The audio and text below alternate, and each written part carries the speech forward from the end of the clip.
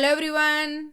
In order to understand what's really happening, we need to understand the whole global picture for the last 3-4 days. So I'll start from last Friday. First, European currency euro dropped below 1.06, and that with a whole week bad macro data made the European market to open very negative on Monday morning. As we all know, both Germany and Italy uses the same currency euro, so the bond both the government issue is euro based bonds. However, on Monday, if you buy the Euro 10-year bond from Germany, it was around just 3% yield, and the same Euro 10-year bond from Italy, it reached the high of 5% yield. So basically, for the same currency bond, the yield difference between the government increases about 200 basis points, which indeed undermined the bonds. As a consequence, on Monday, between 2:30 to 3:30 Indian time, US 10-year bond yield increased over 5%. If required, please pause and have a look. This is the price movement of US 10-year bond yield in the last 3-4 sessions. That circled peak, the exact time is our Indian market last 1 hour trading, and that's the reason on Monday, Nifty lost over 150 points in the last 1 hour, and similarly, Bank Nifty lost over 500 points. However, immediately and unfortunately, after our market close, I don't know, I hope some of you know this guy, Bill Akerman. He is like Elon Musk kind of fame in US investing world. He said he closed his bet and he thinks it's too much risk on lower bond price. Here, because of his comment and short covering, made the US 10-year bond yield to drop immediately heavy to 4.8% in the following 1 hour. But it's unfortunate, at that time our market was closed. So on Monday night, US market traded between positive and negative and closed mildly negative, but not like Indian market crazy negative.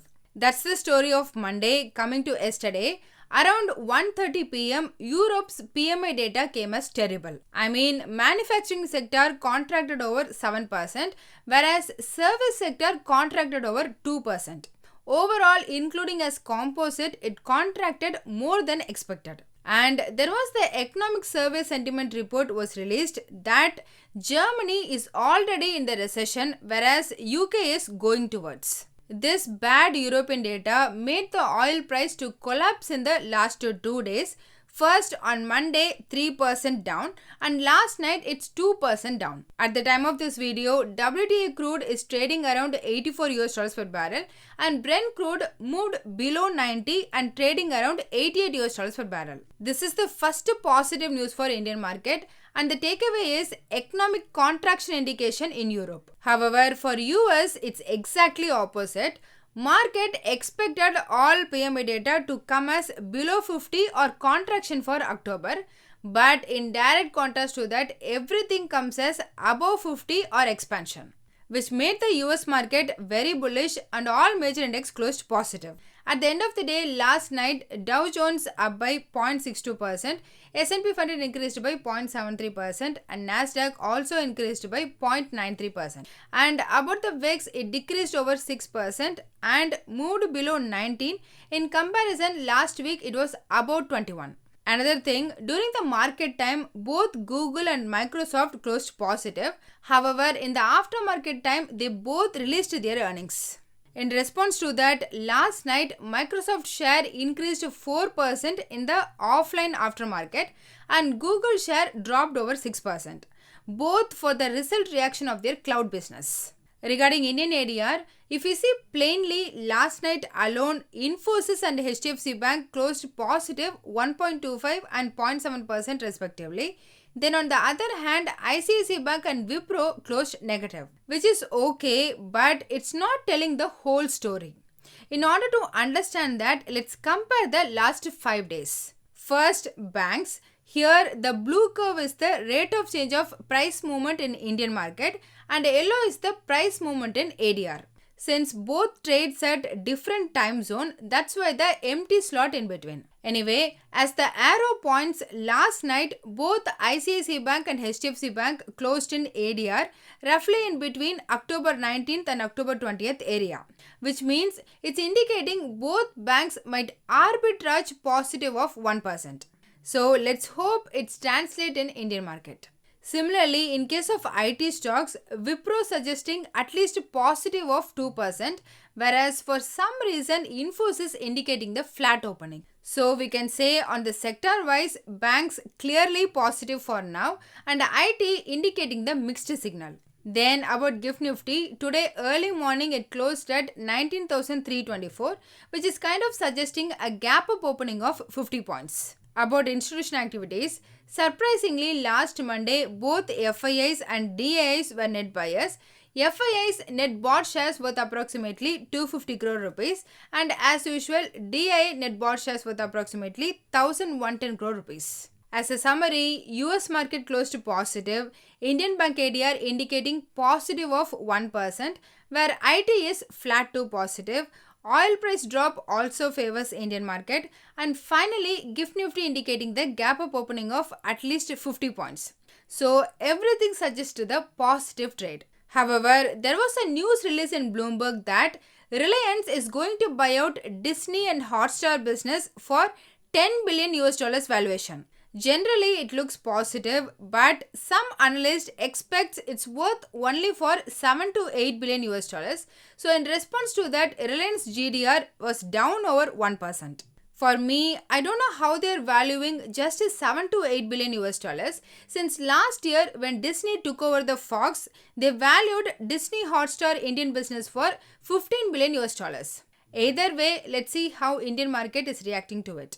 Then, as per stock open interest, HDFC AMC, Persistent Systems, SBI Card, Delta Corp, Coforge and MRF got an increase in open interest along with a negative close, indicates the short build-up.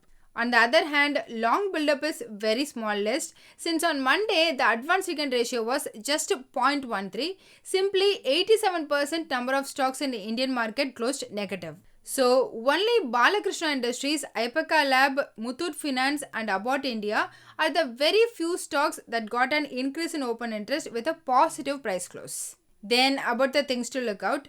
Today, Axis Bank, Tech Mahindra, Indus Towers, Jubilant Footwork, Network 18, TV 18 and Sonata Softwares are some of the major Indian companies' earnings results are scheduled released today. Here, regarding Axis Bank earnings on year-on-year basis, profit expects to increase 7% and the net interest income expects to increase over 15%. All others like NPA, credit growth and deposit growth etc. I took the snip from Money Control website. If required, please pause and have a look. And in terms of macro, during the market hours at 1:30 p.m., Germany's Business Climate Index is scheduled to release. And in the aftermarket hours, various US housing related data and crude oil inventories are due. Coming to technical, last Friday till Monday morning, most of the time the global momentum was weak due to various reasons. Even on Saturday morning, GIFT Nifty indicated 100 points down. Despite all these weak global markets, on Monday morning, Nifty opened on a flat note. And still for most part of the day, it took support at 19,400 and stayed there. But as we discussed, the moment US 10-year bond yield moves above 5, in the final hour of the trade, Nifty had a free fall. It broke all the support and closed below 19,300, down 260 points compared to Friday's close. Thus, it formed a long bearish red candle. So technically now all weekly, daily and hourly momentum indicator has a negative crossover, which is a sell signal. Thus, both price and momentum indicator is suggesting a further decline. Even Nifty has breached the previous swing low 19,333. It fell on 4th October and has closed below. Thus, it also indicating a breakdown. So, technically on the downside, Nifty might likely to drift towards 19,000 from short-term perspective. However, as I said, over 150 points down comes just as a result of 10-year bond yield spike, and it's unfortunate that happened exactly on the final hour trading when Indian market alone closed for holiday on the following day. All those factored on Monday. Now that 10-year bond yield dropped to 4.8%. So there is a chance Nifty might have quick recovery towards 19,400. If it happens, then on the way up, 19,500 to 19,530 shall act as the immediate hurdle zone as per the principle of role reversal. In case of Bank Nifty, the story was not at all different. Again, it too had a sharp fall in the final 1 hour. Thus, it broke below the 43,500 zone. So now on the way down, 43,000 is the psychological level, and below that it can slip towards 42,490. Technically, all this breakdown suggests that weakness is likely to continue for the next few trading sessions. On the options front, the maximum call option open interest for Nifty is at 19,600 strike, then 19,500 followed by 19,800. Then in terms of new call writing, at maximum at 19,500 and followed by 19,400, and significant put options unwound at above 19,400. All this suggests that 19,400 is the crucial immediate hurdle. Breaching that, the resistance is at 19,500.